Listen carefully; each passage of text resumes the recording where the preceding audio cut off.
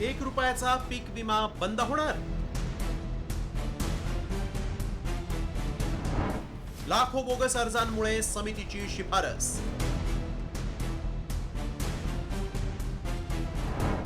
राज्य सरकारच्या निर्णयाकडे लक्ष.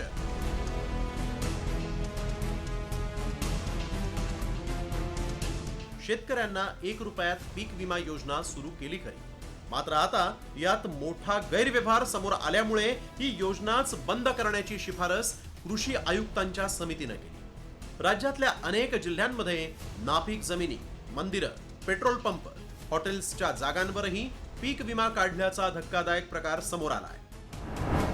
या योजनेतून एकूण 16,19,08,850 अर्ज मंजूर करण्यात आले होते. मात्र त्यातील तब्बल 4 लाख अर्ज बोगस असल्याचं चौकशीमध्ये निष्पन्न झालं. आणि बोगस अर्जांमुळे गैरव्यवहाराची रक्कम तब्बल 350 कोटी रुपयांपर्यंत जाण्याची शक्यता आहे. तर हा घोटाळा 5,000 कोटींचा असल्याचा दावा भाजपचे आमदार सुरेश धस यांनी केलाय. मात्र हे सर्व अर्ज बाद केल्यामुळे शासनाचं कोणतंही नुकसान झालेलं नसल्याचं कृषी मंत्री माणिकराव कोकाटेंचं म्हणणं आहे.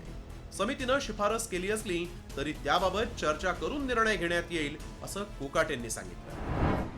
भ्रष्ट नाही, चुकीची नाही म्हणत आम्ही, योजना चांगली आहे, परंतु त्या योजनेच्या लॅक्युनाचा गैरफायदा घेऊन मला असं कळलंय की समितीने 350 कोटी रुपये काहीतरी भ्रष्टाचार दाखवलाय. समिती मुख्यमंत्र्यांना मी विनंती केलेली आहे की स्वतंत्र समिती नेमा. 350 कोटी नाही, हे 5,000 कोटीचा घोटाळा निघेल. समितीने अहवाल पाठवलेला आहे. समितीच्या अहवालावरती चर्चा व्हायची. अजून आम्हाला माननीय मुख्यमंत्री, उपमुख्यमंत्री यांच्याबरोबर चर्चा करायची आहे. तर पीक विम्याच्या संदर्भात आणखी काही सुधारणा करता येतात का, तर तो सुधारणा करण्याचा आमचा विचार आहे. राज्यातल्या बहुतांश जिल्ह्यांमध्ये बोगस पीक विम्याची प्रकरणं समोर आली आहेत. मात्र सर्वाधिक बोगस विम्याची प्रकरणं बीड जिल्ह्यात समोर आली. सर्वाधिक गैरव्यवहार कोणत्या जिल्ह्यांमध्ये झालाय तेही पाहूया.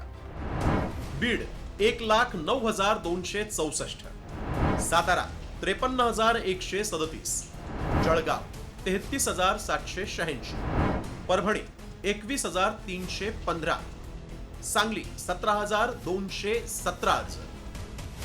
₹1 पीक विमा काढता येत असल्यामुळे खऱ्या शेतकऱ्यांच्या ऐवजी दुसरेच त्याचा लाभ घेत असल्याचं उघड झालं. तर अर्ज भरून देणाऱ्या CSCC चालकांना प्रत्येक अर्जासाठी ₹40 मिळतात. त्यामुळे हे केंद्र चालकही कमिशनसाठी बोगस अर्ज भरत असल्याचं पुढे आलं. त्यामुळे सरकारनं थेट योजना बंद करून जोर सोडून संन्याशाला फाशी देण्यापेक्षा योजना पारदर्शक कशी राबवता येईल यावर भर द्यायला हवा. ब्युरो रिपोर्ट, साम टीव्ही मराठी.